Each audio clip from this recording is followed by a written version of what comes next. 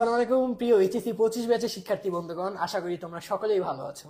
আর কিছুদিন পরেই তোমাদের অনুষ্ঠিত হতে যাচ্ছে এইচএসসি পরীক্ষা, যার তোমাদের আর হাতে বলতে গেলে কোনো বেশি সময় নেই। আর হাতে ধরতে গেলে তোমাদের হাতে আনুমানিক 1.5 মাসের মতো সময় আছে, তাও খুব কম। আর তোমাদের এই সময়টা এখন কি টেস্ট পেপার সলভ করা, রিভাইজ দেওয়া, এগুলা করতে করতেই দেখবা কি তোমাদের অলমোস্ট মানে এখন টেস্ট পেপার সলভের একটা টাইম। তোমাদের টেস্ট পেপার সলভ করতে করতে মাসখানিক সময় এমনি চলে যাবে। আর পরীক্ষার আগে তোমার কিছু টাইম রাখা লাগবে, কারণ তোমার সবগুলা সাবজেক্টে আবার একটা চোখ বোলানো লাগবে যে আমি কি কি পড়লাম, কিভাবে রিভাইজ দিব, এই বিষয়গুলো কিন্তু থাকবে। তো দেখবা কি তোমার হাতে টাইম নাই বলতে গেলে। তোমার এখন মানে মেইন কাজ হচ্ছে টেস্ট পেপার সলভ করতেই থাকা, টেস্ট পেপার সলভ করা। কারণ তুমি যদি এখন টেস্ট পেপার এই মুহূর্তে তোমাদের ধরো সারা বছর তুমি প্রিপারেশন নিয়েছো, সারা বছর তুমি বিভিন্ন বই, বিভিন্ন রাইটারের বই, বিভিন্ন ধরনের সাজেশন, লেকচার, অনেক কিছু দেখেছো। তো এইগুলা দেখতে দেখতে দেখতে দেখতে তুমি তোমার প্রিপারেশন কমপ্লিট করার পর তোমার এখন এটা হলো পরীক্ষার আগের শেষ সময়। তোমার একটা এখন তোমার নিজেকে জাজ করা লাগবে যে আমার প্রিপারেশনটা কতটুকু আগালো। এখন এই সময় তোমার লাগবে টেস্ট পেপার সলভ। যে বিভিন্ন স্কুল কলেজ, তুমি তো একটা স্কুলে বা একটা কলেজে আসো, তুমি একটা কলেজে আসো, বাংলাদেশে এমন অনেক কলেজ আছে, প্রতিটা কলেজ কি রকম প্রশ্ন করতেছে, সেই কলেজগুলোর কোয়েশ্চেনগুলো তুমি যখন প্র্যাকটিস করবা তখন দেখবা কি তুমি দেখতে পারবা ধরো একটা কলেজে প্রশ্নের ভিতর 30টা এমসিকিউ আছে। এখন 30টা এমসিকিউ যখন তুমি প্র্যাকটিস করতে যাবা, ধরো তুমি একটা প্রথমে টেস্ট করতে করতে তোমার হলো 27টা এমসিকিউ, তোমার হলো দেখা গেল 28টা এমসিকিউ, তখন তুমি নিজেকে জাজ করতে পারবে যে না, কোয়েশ্চেন যে টাইপেরই করুক আমার প্রিপারেশন আলহামদুলিল্লাহ ভালো। তো যাই হোক, তোমাদের এই টেস্ট পেপার, আমাদের তো টেস্ট পেপার সলভ কোর্স ক্লাসগুলো চলছে, তোমরা জানো যে আমাদের টেস্ট পেপার সলভ কোর্স, যেখানে মাত্র 199 টাকায় তোমাদের আমরা এইচএসসি টেস্ট পেপারটি সলভ করে দিতেছি। তোমরা দেখা গেছে টেস্ট পেপার সলভ করতে গেলেও তোমরা করতে চাও না, মানে একটা কমন সমস্যা। তোমার টেস্ট পেপার সলভ করতে গেলে ভাই বই পড়তে ভালো লাগে না, একঘেয়েমি লাগে, বা তোমার টেস্ট পেপার সলভ করতে গেলে দেখবে অহরহ সমস্যা। আমরা যে টেস্ট পেপারগুলো দেখি, বিভিন্ন টেস্ট পেপার দেখে সমন্বয় করে আমরা তোমাদের জন্য সাজেশনগুলো মানে ক্লাসগুলো রেডি করি। তো দেখা যায় কি তোমাদের টেস্ট পেপারগুলো আমরা নিজেরাই দেখি যে কত ধরনের সমস্যা থাকে, বিভিন্ন থিওরিটিক্যাল প্রবলেম থাকে, অ্যান্সার ভুল থাকে, সেগুলো আমরা মানে বুঝে শুনে অ্যান্সারগুলো রেডি করি।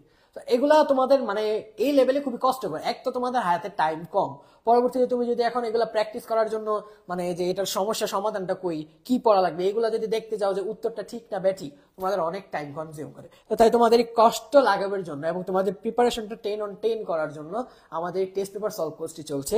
তো দেরি না করে আমাদের আজকে ক্লাসটি শুরু করা যাক। তো আমাদের আজকে ক্লাস হচ্ছে তোমাদের 20 মিনিট লাইভ। আমি তোমাদের আজকে ম্যানেজমেন্ট প্রথম পত্রের উপর একটা 20 মিনিট লাইভ ক্লাস দিব। তো শুরু করি, দেখি। আচ্ছা, প্রথমত FOB ধারা কি বোঝায়? Faith on banking, fair on billing, faith on banking, free on board. আচ্ছা, আমরা জানি কি FOB এর পূর্ণরূপ হচ্ছে কি ফ্রি অন বোর্ড। আচ্ছা, FOB কিসের সাথে সংযুক্ত আপনারা জানেন? FOB কিসের সাথে, কনসেপ্টটা আসে আমার কোথা থেকে একটু জানেন আপনারা? একটু কমেন্টে জানান দেখি। এফওবির যে বিষয়টা, এই বিষয়টা আসে আমার আমদানি রপ্তানির ক্ষেত্রে। ধরে নাও আমি জার্মান থেকে গাড়ি আনাচ্ছি। এখন জার্মান থেকে যখন বাংলাদেশের ধরো চট্টগ্রাম পোর্টে আসলো, চট্টগ্রাম পোর্টে আমার যখন এফওবি শর্তটা থাকবে, সেটার মানে হচ্ছে যে আপনারা জার্মান থেকে গাড়িটা আসার পর মানে যে কোম্পানি ধরো বিএমডব্লিউ থেকে নিছে, বিএমডব্লিউ এই গাড়িটা আমার চট্টগ্রাম পোর্ট পর্যন্ত এনে তার দায়িত্ব খালাস। অর্থাৎ আমার চট্টগ্রাম পোর্ট পর্যন্ত গাড়িটা এনে দেওয়া পর্যন্ত যাবতীয় খরচ, যাবতীয় দায়িত্ব বিএমডব্লিউ কোম্পানির ছিল। কিন্তু এরপরে যখন আমার পোর্টে এসে দিয়ে গেল, এরপরে তারা বুঝবো না, কিচ্ছু জানবো না, গাড়ি এবার যাই হোক এটা আমার দায়িত্ব এসে বললো। এবার আমি গাড়িকে কিভাবে নিয়ে যাব, কত টাকা খরচ করবো না করবো, এটা সম্পূর্ণ আমার দায়িত্ব। এটা বলা হয়ে থাকে ফ্রি অন বোর্ড, পণ্য খালাস। কোয়েশ্চেন থাকলে অবশ্যই করবেন, কারণ আপনাদের এই সময়টাই হলো কোয়েশ্চেনের। আপনারা যদি এখন কোয়েশ্চেন না করেন তাহলে আপনাদের সমস্যা সলভ করতে পারবেন না। লুকায় মানে অনেকে ভয়ে ঘাবড়ায় থাকেন, কি করেন না করেন এগুলা চলবে না। আপনারা আপনাদের মনে যত প্রশ্ন আছে, আমাদের কোর্স নিয়েও থাকতে পারে, আমাদের সার্ভিস নিয়েও থাকতে পারে, আমাদের হতে পারে বিভিন্ন টপিক যেগুলো আমরা কভার করছি সেটা নিয়েও থাকতে পারে, অবশ্যই কমেন্টে কোয়েশ্চেন করেন।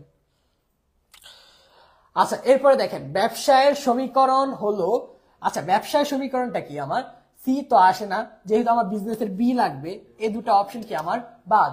এরপরে আসে কি আমার দুটা বি আছে। এখন আমরা জানি কি ব্যবসায়ের সমীকরণ হচ্ছে summation I plus summation T summation auxiliaries to trade বা এটি। এটা হচ্ছে কি আমার ইন্ডাস্ট্রি বা শিল্প, এটা হচ্ছে কি আমার ট্রেড বা বাণিজ্য, আর অক্সিলারিজ টু ট্রেড হচ্ছে কি আমার প্রত্যক্ষ সেবা। এখন দেখো এখানে কিন্তু এটাও মানে সবগুলো কিন্তু উপাদান মিলে, কিন্তু এখানে মেইন পার্থক্যটা কি আমার সামেশনের। অবশ্যই তোমরা সামেশনের উত্তরটা নিবা, তাহলে আমার উত্তর কি এল। বুঝতে পারলেন?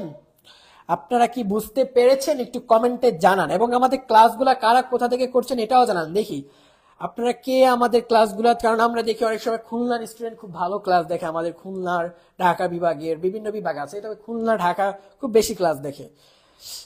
আচ্ছা, রাজশাহী বিভাগে কেউ আছেন? দেখি তো রাজশাহী বিভাগের কেউ আমাদের ক্লাসটি করছেন? আচ্ছা, এরপরে এসিকিউ, যদি কোনো কোম্পানি অন্য কোনো কোম্পানি 50% বেশি শেয়ারের মালিক হয়, আরে এটা তো আমাদের পোলাপান জানবেই। দেখেন, আমাদের যখন শেয়ারের মালিকানা আপনি যখন মানে অধিকার বেশি নিতে যাবেন, তখন আমার শতকরা পার্সেন্ট থাকার সবকিছুতেই আপনি কোনো কিছুতে অধিকার নিতে গেলে আপনার পার্সেন্ট কত থাকতে হবে? 51%। অর্থাৎ 50%-এর বেশি, 50%-এর বেশি কি আমার 51% হতে পারে। মানে আমি তোমরা যদি ফাইজলামি করে বলো ভাই 50.1% তো 50-এর বেশি হয়, হ্যাঁ হয়, মানলাম, কিন্তু যাই হোক, আমার যে মানে স্ট্যান্ডার্ড ফর্ম সেটা হচ্ছে কি আমার 51%। এখন দেখো, ধরো কোনো কোম্পানি মানে কিছু কোম্পানি বা কোনো কোম্পানি দুর্বল, তারা চাচ্ছে, পটেনশিয়াল আছে তাদের মধ্যে, পটেনশিয়ালিটি আছে, তারা চাচ্ছে যে একটা ভালো কোম্পানি আন্ডারে গেলে হয়তো তাদের কোম্পানিটা গ্রো ভালো হবে। তো এটা বুঝে ওই তারা তাদের শেয়ারের অর্ধেক, মানে তাদের শেয়ারের অর্ধেক দিয়ে, এই অর্ধেকের বেশি দিয়ে দেওয়া মানে কি তাদের যাবতীয় মালিকানা, তাদের যাবতীয় নিয়ন্ত্রণ ক্ষমতা অন্য একটা কোম্পানির নিকট হস্তান্তর করতেছে। এখন ধরো অন্য একটা কোম্পানি যে নিছে, মানে বড় একটা কোম্পানি যখন তাদের এই শেয়ারগুলো 51 ভাগ শেয়ার ক্রয় করছে, তাকে বলা হয় থাকে হোল্ডিং কোম্পানি বা নিয়ন্ত্রণ কোম্পানি, যারা ওই ছোট কোম্পানিটাকে পরিচালনা করবে। অন্যদিকে যারা যার আন্ডারে কাজ করতেছে সেটা হচ্ছে, যে কোম্পানিটা তার আন্ডারে কাজ করতেছে ছোট কোম্পানিটা, সেটা হচ্ছে কি সাবসিডিয়ারি কোম্পানি। বোঝা গেল? আচ্ছা, এখানে এখানে যে একটা পার্ট করলাম আমরা, যে সাবসিডাইরিং এবং হোল্ডিং এর, এটা কিসের ভিত্তিতে হয়ে থাকে? মালিকানা ভিত্তিতে না নিয়ন্ত্রণের ভিত্তিতে? কোনটির ভিত্তিতে? আচ্ছা, এটা হচ্ছে আমার নিয়ন্ত্রণের ভিত্তিতে। আর অন্যদিকে তোমাকে যদি আমি মালিকানার ভিত্তিতে বলি, মালিকানার ভিত্তিতে হচ্ছে কি দুই ভাগে, একটা হলো সরকারি আর একটা হচ্ছে কি বেসরকারি।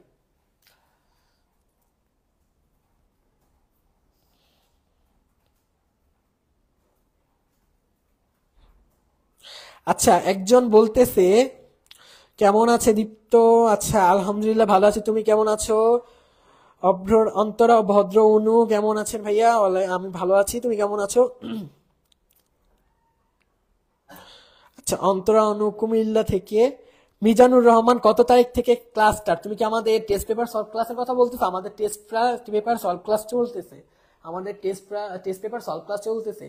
আমরা আজকে আমি ওদের একটু আগেই তোমার ম্যানেজমেন্টের টেস্ট পেপারটা সলভ করলাম, একটা একটা কোয়েশ্চেন আমাদের এগুলো সলভ করলাম।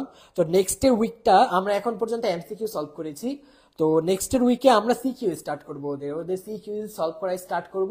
আর তোমরা যারা ভাবতেছো যে ভাই এখন ভর্তি হলে ক্লাস পাবো নাকি পাবো না, অবশ্যই সামনে আরো অনেক ক্লাস বাকি আছে, আর পূর্ববর্তী যে ক্লাসগুলা এগুলো আমাদের রেকর্ডেড আছে, তোমরা আমাদের গ্রুপে যুক্ত হলেই সেই ক্লাসগুলা পাবা। আর সময় খুবই কম, আমি চাই তোমরা যাই করো সময় এটা সদ্য ব্যবহার করো, কারণ তোমাদের আর কয়দিন পরে এইচএসসি ভাই, এইচএসসি লাইফটা অনেক পেইন। তোমার এইচএসসি তুমি রেজাল্টটা ডিটারমাইন করবে। তুমি যদি এখন রেজাল্ট মানে খুবই খারাপ হয়, তুমি কিন্তু একটা ভালো ইউনিভার্সিটি ফর্ম তুলতে পারবে না, সেটা কিন্তু মাথায় রেখো। তোমার অবশ্যই তুমি তুমি ডিজার্ভ করো ভালো জায়গা, সবসময় তোমরা সবাই ভালো একটা জায়গা ডিজার্ভ করো, তাহলে কেন ভালো জায়গা থেকে নিজেকে বঞ্চিত করবা? তাই তোমরা এইচএসসিটা অবশ্যই ভালো মতো ফোকাস করো। এই এইচএসসি ডিটারমাইন করবে তোমার অ্যাডমিশনটাকে, এবং অ্যাডমিশন ডিটার করবে তোমার মানে পরবর্তী জীবনটা তুমি কিভাবে কি করতে চাও। আচ্ছা, এরপরে আসি, একটি আদর্শ অংশীদারি কারবার নিম্নের কোন শর্তটি পূরণ করবে? একটি আদর্শ অংশীদারি কারবার নিম্নের কোনটি? অংশীদারেরা একই এলাকার অঞ্চলের হবে, অংশীদাররা সঠিকভাবে তাদের আয়কর পরিশোধ করবে, তারা অবশ্যই বিশ্বস্ত লোক হবে, অংশীদারদের সাধারণ উদ্দেশ্য থাকবে একে অন্যকে, এবং সাধারণ উদ্দেশ্য থাকবে একে অন্যকে বিশ্বাস করবে। আচ্ছা দেখেন, একটা আদর্শ অংশীদারি কারবারের নিম্নের কোন শর্তটি পূরণ করতে হবে? একটু কমেন্টে জানান তো, চারের উত্তর কি হবে বলেন? চারের উত্তর কি হবে একটু বলেন দেখি, কি হবে চারের উত্তর? অংশীদারি একই এলাকা অঞ্চলের হতে হবে, এটা কি কোনো একটা আদর্শের ভিতর পড়তে পারে? এরপরে আমার আসি কি, অবশ্য এক এলাকা বা অঞ্চলে এটা আদর্শের মধ্যে নাও পড়তে পারে, আদর্শ আমি বলবো না এখন, তোমরা আগে উত্তরটা জানো কি হবে। এরপর আসে আমার অংশীদাররা সঠিকভাবে তাদের আয়কর পরিশোধ করবে। আচ্ছা, আদর্শের মধ্যে মানে কাইন্ড অফ তাদের গুণাবলী যে তারা আয়কর ঠিকঠাক পরিশোধ করবে, তারা অবশ্যই বিশ্বস্ত লোক হবে, অংশীদারদের সাধারণ উদ্দেশ্য থাকবে। আচ্ছা, দুটা কাইন্ড অফ সেম, এটা আমার দুটো অপশনই বাদ।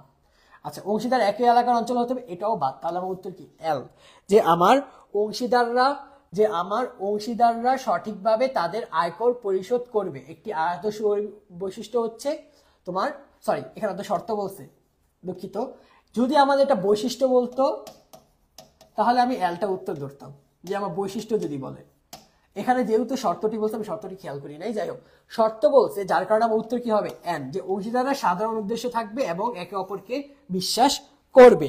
হ্যাঁ, যারা এন উত্তর করছে তোমাদের উত্তরটি সঠিক। আর যদি বৈশিষ্ট্য বলে তখন আমার উত্তর কি এল। এরপরে দেখো তোমাদের এইচএসসি লাইফটা, একটু আগে আমি যেটা বলতেছিলাম, তোমাদের এইচএসসি লাইফটা মানে আর বেশি দিন নেই, হাতে গোনা 2 মাস, পরীক্ষা টরীক্ষা সহকারে 3 মাস ধরলাম বা 3.5 মাস ধরলাম পরীক্ষা সহকারে। তো পরীক্ষার পরে যে তুমি রেজাল্ট পর্যন্ত ওয়েট করবা। এইচএসসি তোমার পরীক্ষা দিল, ধরো তুমি এইচএসসি পরীক্ষা দিছো, এর মনে হয় 1 মাস কি 1.5 মাস পরে হয়তো রেজাল্টটা দিবে, বা অলমোস্ট 2 মাসের মতো হতে পারে। এরপর তোমার রেজাল্ট দেয়। তোমার এই সময়টা ভাইবো না যে তুমি বেকার বসে থাকবা, রেজাল্ট দিবে, তুমি অ্যাডমিশনের প্রিপারেশন, এটা কখনো হয় না। তোমার এই পরীক্ষা দিয়ে সেই দেখা যায় একটা 4-5 দিন অনেকে ব্রেকই নেয় না। তোমাদের লেভেলে অনেককে দেখবা তারা প্রিপারেশন নেওয়া অলরেডি স্টার্ট করে দিয়েছে, হয়তো এখন স্টপ, কারণ এখন তারা এইচএসসিটাকে ফোকাস করতেছে। তো তুমি খোঁজ নিয়ে দেখো তোমার আশেপাশে অনেকে আছে ইন্টার ফার্স্ট ইয়ার থেকে খুব একটা করে না, মানে ফার্স্ট ইয়ার এক্সেপশনাল, যারা দেখা গেছে ধরো ভাই বোন মানে খুব কেউ পরিচিত আছে, তাদের ইনফ্লুয়েন্স হয়তো শুরু করে বা তাদের সাথে পরামর্শ করে শুরু করে। তো আমাদের মেইন স্টার্টিং হয় ম্যাক্সিমাম সেকেন্ড ইয়ার থেকে। সেকেন্ড ইয়ার থেকেই দেখবা শুরু থেকে অনেকে এগুলো সলভ করতেছে, কোয়েশ্চেন সলভ করে, এটা সলভ করে, যাদের টার্গেট যে তারা একটা মানে পাবলিক ইউনিভার্সিটিতে পড়বে। তো এই যে তারা এই যে সলভ গুলা করতেছে, তারা বর্তমানে এখন হয়তো স্টপ, কিন্তু পরবর্তীতে তারা আবারও মনে করো এইচএসসি শেষেও যারা এই যে শুরু থেকে শুরু করছে না, তারা থাইমা থাকে না। তোমরা অনেকে করবা কি, এইচএসসি শেষ ঘুরতে চলে যাই, ওদিকে চলে যাই, কক্সবাজার চেক ইন, এনে check in, Saint Martin check in, ওনে চেক ইন। কিন্তু না, ওই যারা পড়তেছে না ওরা দেখবা সব বাদ দিয়ে দিছে। ওরা ওই পরীক্ষাটা দিয়ে আসলে হয়তো বড় জোর একদিন গ্যাপ নিবে, বা সেদিনটাই গ্যাপ নেয়, একদিন গ্যাপ নিবে, নেওয়ার পর সুন্দর মতো আবার অ্যাডমিশনে পড়াটা ওই স্টার্ট করে দিবে। এটাই হয়। আর এদেরই দেখা যায় পরবর্তীতে ওরা মানে চান্স তো চান্স না, খুব ভালো পজিশনে একটা চান্স পায়। তো যাই হোক, তোমাদের এই এইচএসসি, তোমাদের এইচএসসির বিষয়টা, তোমাদের এইচএসসির আর বেশি দিন নেই। এই এইচএসসি প্রিপারেশনটা গুছানো, পাশাপাশি তোমাদের ঢাকা ইউনিভার্সিটি সহ অন্যান্য পাবলিক ইউনিভার্সিটি পড়ার স্বপ্ন পূরণের লক্ষ্যে আমাদের ডিও ড্রিমার্সের ঢাবি স্বপ্নপূরণ ব্যাচ 4.0, ঢাবি স্বপ্নপূরণ ব্যাচ 4.0 আগে আমাদের ব্যাচগুলো রান হয়েছে, আপনারা জানেন, হয়তো রিভিউ দেখতে পারেন আপনাদের যারা সিনিয়র আছেন, মানে আগের ব্যাচের। আমরা তাদেরকে প্রতিটা বিষয়ের লেকচার পুরোটা প্রোভাইড করি, সেখানে বিভিন্ন টপিক ধরে ধরে পড়াই, তারপর তাদের বিভিন্ন এক্সামে ফেসে রাখি, সেভাবে তাদের আমরা প্রস্তুতিকে কি করি, গুছিয়ে তুলি, এবং আমাদের টিচারদের সাপোর্ট তাদের সাথে অলওয়েজ থাকে। তারা যখনই, তোমরা অনেকে মনে সন্দেহ থাকে যে ভাই একটা অনলাইন কোর্সে ভর্তি হবো, অনলাইন কোর্সে ভর্তি হওয়ার পরে কি আমার টিচার সাপোর্ট পাওয়া যাবে, আমার যখন সমস্যা আছে বলতে পারবো? অবশ্যই পারবো, আমরা সেই সুবিধাটা তোমাদের দিই। এবং ক্লাসগুলো আমরা জুমের মাধ্যমে নিই, জুমে ডিরেক্ট আমি কথা বলি ওদের সাথে, বা আমরা কথা বলি ওদের সাথে, ওরা ওদের সমস্যাগুলো বলে, আমরা এগুলো সলভ করি। এবার আমাদের ক্লাসগুলো পরিচালিত হয়। এবং আমাদের এই এইচএসসি প্লাস অ্যাডমিশন স্বপ্নপূরণ ঢাবি স্বপ্নপূরণ ব্যাচ 4.0, যার কোর্স ফি মাত্র 3,000 টাকা, মানে 1 টাকা কম, 3,000 টাকা। সেখানে তোমরা পাচ্ছ কি একটা টি শার্ট এবং বই, মানে এই অফার তুমি কোথাও পাবো না। তোমাকে আমরা প্রতিটি সাবজেক্ট বেসিসে বুক প্রোভাইড করব, এবং আমরা একটা তোমাদের ডিউ ড্রিমার্সে একটা সুন্দর আকর্ষণীয় টি শার্ট গিফট করব মাত্র এই 2,999 টাকা। এবং এই সুযোগটা মাত্র পাবে আমাদের প্রথম 200 জন শিক্ষার্থী। প্রথম 200 জন শিক্ষার্থী মাত্র এই ফিতে ভর্তি হতে হবে, পরবর্তীতে হয়তো ফিটা চেঞ্জ হয়ে যাবে। তো দেরি না করে আমাদের এই কোর্সটিতে ভর্তি হয়ে যাও। এবং ভর্তি হওয়ার প্রসেসটা হচ্ছে আমাদের তোমার পেজে মেসেজ করলেই আমরা তোমাদের এই কোর্স সম্পর্কে বা ভর্তি বিষয়ক যাবতীয় ডিটেলসটা দিতে পারবো, বা আমাদের হোয়াটসঅ্যাপে নক করতে পারো, আমাদের পেজে নাম্বার দেওয়া আছে, সেখানে তোমরা হোয়াটসঅ্যাপে নক করতে পারবে, ডিরেক্ট কল করতে পারো। তো এরপর আসে আমাদের পরবর্তী এমসিকিউ, কোনটির মাধ্যমে ব্যবসা ভোক্তাদের প্রতি দায়িত্ব পালন করে? কোনটির মাধ্যমে ব্যবসা ভোক্তাদের প্রতি দায়িত্ব পালন করে? চাকরি নিরাপত্তা না, জাতীয় সম্পদের ব্যবহার না, পরিবেশ দূষণ রোধ না। তাহলে উত্তর কি আমার? ন্যায্য মূল্যে পণ্য সরবরাহ। অর্থাৎ আমার ভোক্তা চায় তারা যাতে ন্যায্য মূল্যে পণ্য পায়, ন্যায্য মূল্যে পণ্য পায়, সেটা হচ্ছে কি আমার ভোক্তাদের প্রতি দায়িত্ব। এরপরে আসি, নাবালক অংশীদারকে কোন ধরনের অংশীদার বলা হয়? নাবালক অংশীদারকে কোন ধরনের অংশীদার বলা হয়? আচ্ছা, আমরা জানি কি নাবালক যারা 18 বছরের নিচে, অংশীদারি ব্যবসায় সুবিধা পাচ্ছে। এটা হতে পারে, এটা কিন্তু ডিরেক্ট পাবে না, এটা অংশীদারদের সম্মতি থাকা লাগবে তারপর পাবে। এখন একজন নাবালক, তার কিন্তু দায় অসীম দিলে সে কিন্তু ব্যবসা চালাতে পারবে না, কারণ সে একটা ছোট মানুষ। তার দায়টা কি হয়ে থাকে? সীমিত। এবং তার দায় দায়িত্ব কিন্তু সীমিত। সে কিন্তু একটা ব্যবসায় যাবতীয় ডিসিশন কিচ্ছু নিতে পারবে না। মানে সে জাস্ট দেখতে পারবে, মানে চোখ দিয়ে দেখবে কি করতেছে, ওকে ঠিক আছে, হিসাব দেখতে পারবে, কিন্তু হিসাবে সে কোনো নাক গোলাতে পারবে না। তার দায়ও সীমাবদ্ধ, দায়িত্ব এবং সবকিছুই সীমাবদ্ধ, কিন্তু মুনাফা অবশ্যই পাবে। তো যাই হোক, এটা হচ্ছে কি আমার সীমাবদ্ধ অংশীদার। একজন নাবালক হচ্ছে কি আমার সীমাবদ্ধ অংশীদার। এবং অন্যান্য যে অংশীদার টাইপগুলো আছে, দেখো নামমাত্র, ঘুমন্ত, সাধারণ। নামমাত্র যে অংশীদার গুলো আছে, আচ্ছা নামমাত্র যে অংশীদার আছে, এটা হচ্ছে সুনাম ব্যবহার করা। ধরো একজন স্বনামধন্য ব্যক্তির নামটা তুমি ইউজ করতেছো, তাকে তুমি পার্টনার হিসেবে নিছো জাস্ট নাম ইউজ করার জন্য, এবং তাকে এর বিনিময়ে তুমি কমিশন দিচ্ছ, নট মুনাফা, কমিশন। এরপরে আসে আমার ঘুমন্ত অংশীদার, যারা ব্যবসায় যাবতীয় ইনভেস্টমেন্ট করে কিন্তু পরিচালনায় অংশগ্রহণ করে না, যে বাবা আমি পারবো না। আর অন্যদিকে আমার সাধারণ অংশীদার, এটা হচ্ছে কি আমার কামলা, সোজা কথা, সে ইনভেস্ট করবে, দায় নিবে, লস খাবে, লাভ করবে, সবকিছু হবে, মানে তার উপর দিয়ে তুফান যাবে, সে হচ্ছে কি আমার সাধারণ অংশীদার। এখন তোমাদের আমি একটা বিষয় বলি, দেখো এই যে প্রতিটা পয়েন্ট ধরে ধরে আমরা এগুলো আমাদের প্রশ্ন মানে টেস্ট পেপার সলভ করছে, আমরা প্রতিটা পয়েন্ট একটা অপশন উত্তর ওই অপশন বুঝে দিয়ে চলে গেলাম এমন না, আমরা প্রতিটি পয়েন্ট ধরে ধরে ব্যাখ্যা করি যে কেন হলো না, এটা টাইপটা কি, বিষয়টা কি, এইসব বিষয় আমরা ডেসক্রাইব করে করে পড়াই। এরপরে দেখো, ব্যবসায় নৈতিকতা হলো মুনাফা অর্জনের চেষ্টা করা, আইনের প্রতি শ্রদ্ধা দেখানো, বাজারে কৃত্রিম সংকট সৃষ্টি না করা। আচ্ছা, ব্যবসায়ের বাজারে কৃত্রিম সংকট না করা, এটা নৈতিকে পড়ে। আইনের প্রতি শ্রদ্ধা দেখানো, এটাও কি নৈতিকে পড়ে। আর অন্যদিকে মুনাফা অর্জনের চেষ্টা করা, আচ্ছা এটা তো ব্যবসার একটা উদ্দেশ্য, এটা কি নৈতিকতায় পড়ে? পড়ে না। তার মানে আমার উত্তর কি 2 এবং 3। এ পর্যন্ত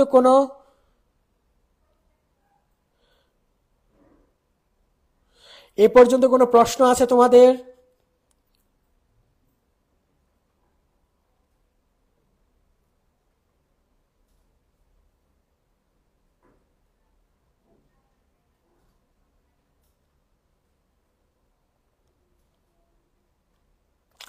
আচ্ছা, এরপরে দেখি, অর্থনৈতিক পরিবেশের উপাদান হলো ব্যয় ও ভোগ, নিরাপত্তা, মানব সম্পদ। আচ্ছা, আমাদের ব্যয় ও ভোগ অবশ্যই এটা অর্থনৈতিক পরিবেশে পড়ে, অর্থনৈতিক পরিবেশে পড়ে। মানব সম্পদ, মানব সম্পদ বা মানে তোমার জনসংখ্যা বা দক্ষ জনবল, সেটা হচ্ছে কি আমার অর্থনৈতিক পরিবেশে পড়ে। আচ্ছা, নিরাপত্তা, এটা কি আমার অর্থনৈতিক পরিবেশে পড়ে? পড়ে না। অর্থনৈতিক পরিবেশের আওতায় নিরাপত্তা যায় না। তো যার কারণে আমার উত্তর হচ্ছে কি আমার 1 এবং 3, 1 এবং 3। এরপরে যাই, উদ্দীপনামূলক সেবা প্রদানকারী প্রতিষ্ঠান হলো কোনগুলো? যুব, মহিলা, বাণিজ্যিক। কোন ধরনের প্রতিষ্ঠান আমাদের উদ্দীপনামূলক? আচ্ছা, তোমরা অনেকেই উত্তর করেছো দেখি।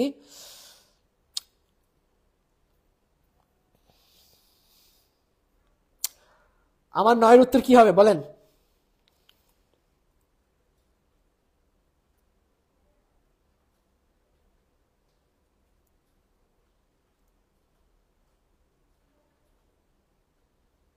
আচ্ছা, আপনারা আমাকে একটু জানায়েন তো আপনাদের কোন কোন চ্যাপ্টার গুলা বেশি সমস্যার সম্মুখীন হচ্ছেন। অবশ্যই এই সময় আপনারা যে এভাবে সলভ করা যায়। আচ্ছা, এরপরে যাই, সমবায় সংগঠনের মুনাফা বন্টনে কত ভাগ অর্থ তহবিলে জমা রাখতে হয়? সমবায় সংগঠনের মুনাফা বন্টনে কত ভাগ? আচ্ছা বলেন তো, 10 এর উত্তর কি হবে?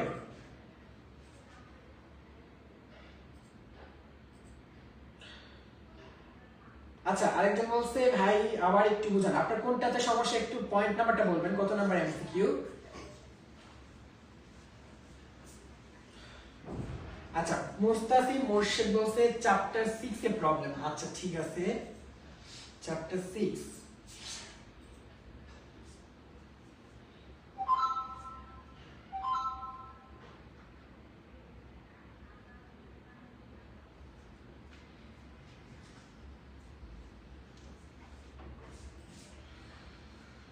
আচ্ছা, আপনার 9 একটা প্রবলেম আছে, আমি এটা ক্লাস শেষে আপনার এটা সলভ করে দিচ্ছি, সমস্যা নেই, ক্লাস শেষের দিকে পার্টটা আমি সলভ করে দিব। আচ্ছা, শিশি সরকার বলেছে 10 এর এম। আচ্ছা, 10 এর কি এম? 10%।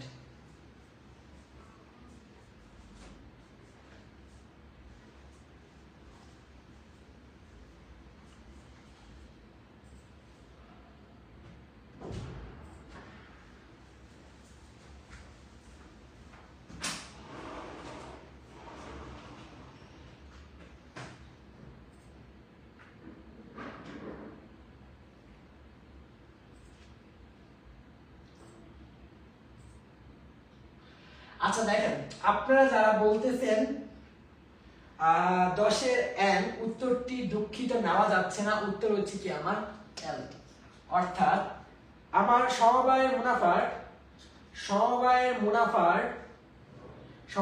মুনাফার এই যে, হ্যাঁ একজনের কমেন্ট আমার খুবই ভালো লাগছে, শিশির সরকার 3% হবে। জি, এখানে 4% যে লেখা আছে এটাও কিন্তু ভুল, উত্তরটা কি আমার 3%। উত্তর কি আমার 3%। যে সমবায় সংগঠনের মুনাফা বন্টনে কত ভাগ অর্থ উন্নয়ন তহবিলে জমা রাখতে হবে 3%। আমাদের এই কোশ্চেনটা আমি সেম আমাদের ক্লাস টিতে দিয়েছি, একটু আগে আমি ওদের ম্যানেজমেন্ট ক্লাসটা নিয়েছি, ম্যানেজমেন্ট ক্লাসে এই কোশ্চেনটা ছিল এবং এই কোশ্চেনে আমি ওদেরকে জিজ্ঞেস করেছি, মানে অনেকে একটু লেড়ে চড়ে বসেছে একটু, এমন যেন কোনটা উত্তর কোনটা কি, আসলে সাইডের ভিতরে উত্তরটাই দেওয়া নেই। এটা হয় কি আমরা একটু রাখি দেখি যে স্টুডেন্টের প্রিপারেশন কিরকম হয়। তো যাই হোক, এখন যে বিষয়টা আমার 4% একটু ভুল ছিল, সেটা হবে কি আমার 3%। হ্যাঁ, মালিহা তাশফিয়া বলেছে অ্যানসার 3% হবে। জি, আপনাদের উত্তরটি সঠিক, আপনাদের উত্তর 100% সঠিক, কোনো ভুল নেই। আর এখানে যে বিষয়টা, এখানে একটু টাইপিং মিস্টেক হয়ে গেছিল, আর আপনাদের শুরুতে আমি একটু বাড়ি পারছিলাম, ও একটু হয় আর যাই হোক। আচ্ছা দেখেন, প্রীতম হিরো বলেছে কি অবস্থা, কেমন আছেন? এই তো আলহামদুলিল্লাহ, আপনার কি অবস্থা? প্রীতম ওটা হচ্ছে আমাদের টেস্ট পেপার সলভ করছে একজন স্টুডেন্ট, যদি আমি ভুল না হই। একে দেখা যায় ক্লাসের মধ্যে এসে কমেন্ট করে বিভিন্ন, পড়া হয় না, এটা হয় না, ওটা হয় না, যাই হোক ব্যাপার না। আচ্ছা, আগের একটা এমসিকিউ একজন প্রশ্ন করেছে উদ্দীপনামূলক সেবা প্রদানকারী প্রতিষ্ঠান। উদ্দীপনামূলক বিষয়টা হচ্ছে কি, আরেকবার আমি বলি তোমাকে, সেটা হচ্ছে ধরো তোমার একটা বিষয়ে মানে তোমাকে প্রাণবন্ত করে তোলা, যেমন কাইন্ড অফ ধরো যদি আমি ব্যক্তি পর্যায়ে বলি, ধরো আমাদের সমাজে অনেক বেকার মানুষ আছে, তো বেকার মানুষদের দ্বারা কর্মক্ষেত্র পাচ্ছে না, তো বিভিন্ন ধরনের প্রতিষ্ঠান আছে যারা তাদেরকে ধরো কৃষি কাজে ট্রেনিং দেয়, বিভিন্ন ধরনের কুটির শিল্প, বিভিন্ন ধরনের ক্ষুদ্র শিল্প ট্রেনিং দিয়ে তাদেরকে একটা কর্মসংস্থানের ব্যবস্থা করে, আত্মকর্মসংস্থানের সুযোগ করে দেয়। সেটা হচ্ছে আমার উদ্দীপনামূলক কার্যক্রমের ভিতরে পড়ে। যে উদ্দীপনামূলক সেবা প্রদানকারী কে কে আছে, যুব অধিদপ্তর এবং মহিলা অধিদপ্তর, এই দুটি প্রতিষ্ঠান হচ্ছে আমার। এই পাশাপাশি আরো বিভিন্ন অধিদপ্তর আছে, যেমন প্রশিকা আছে, নট ট্রান্স আছে, আরো অনেক, মহিলা বিষয়, তারপর ওই মহিলা বিষয়টা এখানেই আছে। এই যে অপশনগুলো মানে যে যুব, মহিলা, প্রশিক্ষা, নট ট্রান্স, আরো অনেক, এগুলো হচ্ছে কি আমার উদ্দীপনামূলক সেবা দানকারী প্রতিষ্ঠান। আর বাণিজ্যিক ব্যাংক তো ব্যাংক টাইপে পড়ে গেছে, এরা তো উদ্দীপনার ভিতর আসি, এরা পারলে তোমার সুদ খেয়ে তোমার ঘাট থেকে সব মানে গাঁটটার ভেঙে ফেলবে। তো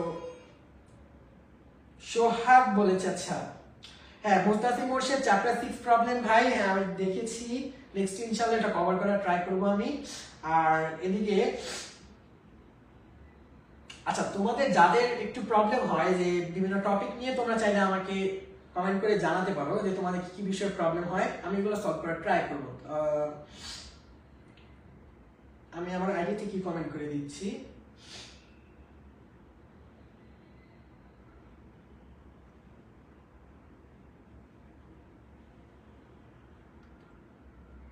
আমি আমার আইডি থেকে কমেন্ট করে দিয়েছি। তোমাদের যাদের বিভিন্ন যেই হোক, আমাদের কোর্সের স্টুডেন্ট হোক, কোর্সের বাইরে হোক, কোনো অসুবিধা নেই, তোমাদের সেবা দেওয়ার জন্যই আমরা আছি। তোমাদের বিভিন্ন টপিক রিলেটেড, চ্যাপ্টার রিলেটেড কোনো ঝামেলা থাকলে অবশ্যই জানতে চাইতে পারো, বা আমাকে মেসেজ করতে পারো ইনবক্সে যে ভাই এই টপিক নিয়ে সমস্যা হয় বা এগুলো কি পড়া যায়, আমি অলওয়েজ আছি তোমাদের জন্য। আর এদিকে বলছে এমডি সোহাগ যে ভাই এখানে কি সবসময় ক্লাস হয়? আচ্ছা ভাইয়া, ক্লাসটা হয় কি তোমার সবসময় বলতে আমরা এগুলো যেটা একটা গ্লিচ, আমাদের টেস্ট পেপার সলভ কোর্সের গ্লিচটা আমরা এখানে রাখি, কিছু বিষয় নিয়ে আমরা আলোচনা করি, দেখানোর জন্য যে আমরা কিভাবে তোমাদের ক্লাসগুলো নিচ্ছি, কারণ তোমরা না দেখে তো বুঝতে পারবে না যে আমরা টেস্ট পেপার সলভ ক্লাসগুলো কিভাবে নিচ্ছি। তো আশা করি আমরা যাদের টেস্ট পেপার মানে সলভ ক্লাসটা রান করছি সব প্রত্যেকেই স্যাটিসফাইড, তাদের আমরা যথার্থ চেষ্টা করি সহায়তা করার। তো আশা করি তোমরা উপকৃত হচ্ছ এই ফ্রি ক্লাসের মাধ্যমে। আর যদি তোমাদের আরো বিস্তারিত আরো বিষয় মানে আমাদের গাইডলাইনের মধ্যে আসা লাগে, তাহলে আমাদের এই যে স্ক্রিনে দেওয়া আছে, পাশাপাশি আমাদের আমাদের টেস্ট পেপার সলভ কোর্সটা যেটা আছে মাত্র 199 টাকা, সেটাতে যুক্ত হতে পারো, এবং পরবর্তীতে আচরণ যদি যুক্ত হতে চাও তাহলে আমাদের পেজে অবশ্যই মেসেজ করতে পারো। আচ্ছা, তো আজকের ক্লাস এই পর্যন্তই। তোমাদের সকলকে ধন্যবাদ আমাদের ক্লাসটিতে যুক্ত হওয়ার জন্য।